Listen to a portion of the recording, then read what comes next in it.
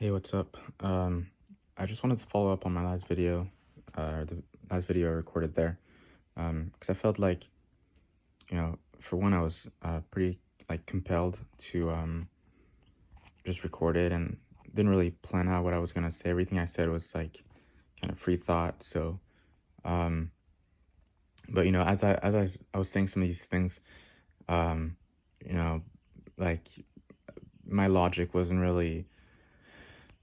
reasoning wasn't necessarily like 10 out of 10. Like, I think perhaps I could have maybe logicked a bit uh, better. But I think the thing about a lot of stuff is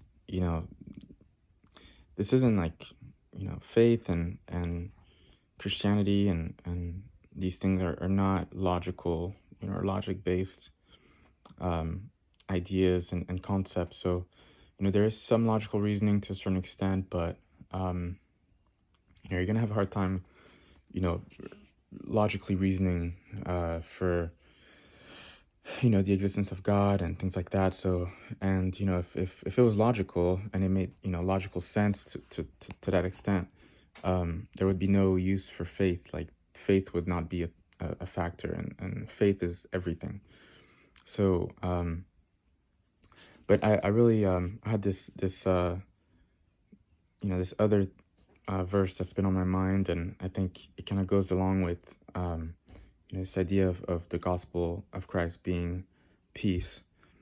And this is a verse from Philippians that I'm gonna read, and it just goes on to kind of double down on Matthew 6.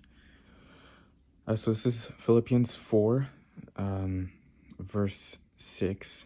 This is New King James Version, by the way.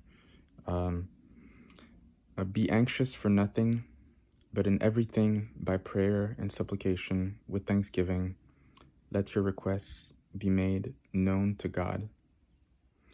And the peace of God, which surpasses all understanding, will guard your hearts and minds through Christ Jesus. So the peace, this peace that, you get when you turn your life to Christ, when you surrender, when you say, "Dear Lord, my life is now yours." It doesn't make sense. Like, it's wild that after all of that, you would, with everything that's going on in your life, that you would have peace. Like, it doesn't add up. It is beyond, it surpasses understanding. It doesn't make sense. I don't know how many times, I don't know how much more I gotta clarify. I can't clarify it, but that's the thing. It doesn't make sense. And this joy, this peace doesn't make sense. But it doesn't have to. That's the key part. It doesn't have to. It just is. And you know, that's it. So yeah. If you want to be at peace, it might surprise you. You might have all these things going on in your life, like you're losing your house, you're going through divorce, you lost your job, you're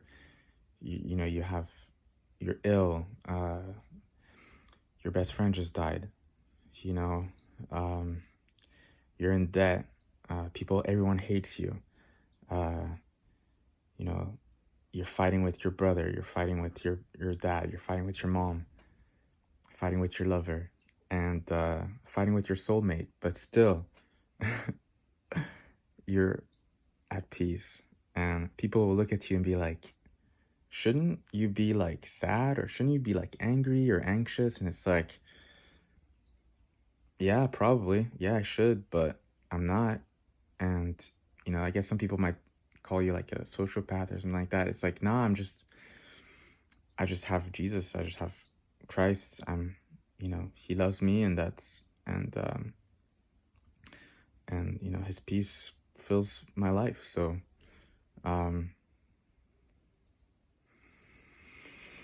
there you go. So just wanted to further explain and, add on to my last point. All right. Thanks.